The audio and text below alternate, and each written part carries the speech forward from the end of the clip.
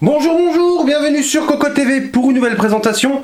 Aujourd'hui, un radiateur de chez Sigmatech, le Dark Knight dans sa version Nighthawk Edition. Donc un radiateur plutôt ancien qui a été remis au goût du jour par la marque tout simplement en appliquant de la céramique sur les ailettes et les headpipes.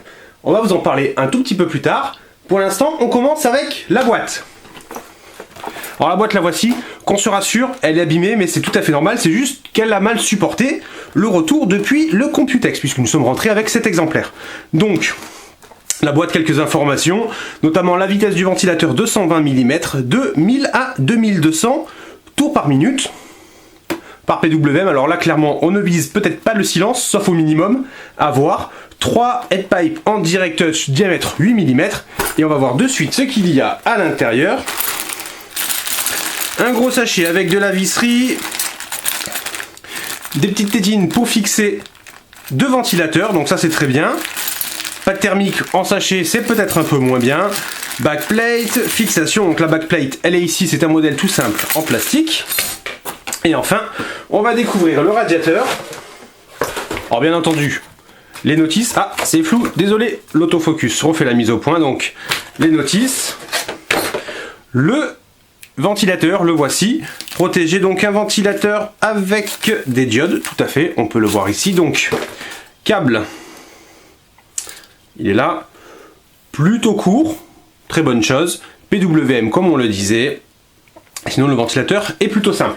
Alors, le plus important, c'est ceci, voilà, on le sort, le radiateur. Alors ça va peut-être pas être facile de montrer, on voit s'il arrive à faire la mise au point, voilà, alors peut-être que vous voyez peut-être pas très bien, au niveau du traitement, c'est très particulier, donc de la céramique qui est appliquée sur les ailettes.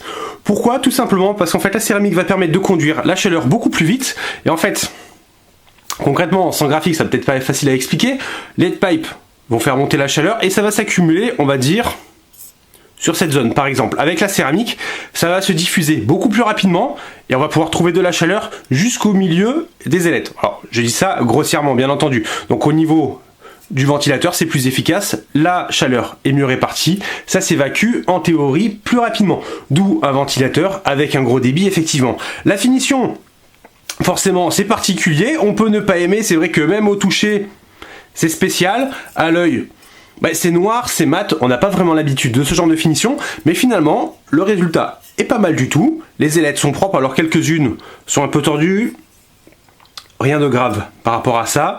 Ici, nous avons donc les rigoles pour faire passer les tétines pour le ventilateur, et enfin, la base en direct touch, voilà. Donc on peut le voir, 3 headpipes de 8 mm. C'est usiné très proprement, honnêtement. Au toucher, on ne voit pas la différence entre l'aluminium de la fixation et le cuivre des headpipes. Normalement, les performances sont bonnes. Au niveau du silence, comme on l'a dit, ça risque de pas être bien folichon. Alors on va voir, on n'a pas le tarif en tête du produit. Peut-être que ça vaut le coup de changer le ventilateur. Normalement, il me semble qu'il est vers 40 €. Alors pourquoi pas un petit radiateur à 10-15 €. Avoir les performances, ça peut être intéressant à condition d'aimer le design. Mais c'est vrai que, autre avantage, il n'est pas très haut, il n'est pas très large, donc pour la mémoire, c'est tout bon. Et pour les boîtiers, pareillement, le test, on s'en occupe très rapidement. En attendant, bonne fin de journée à tous!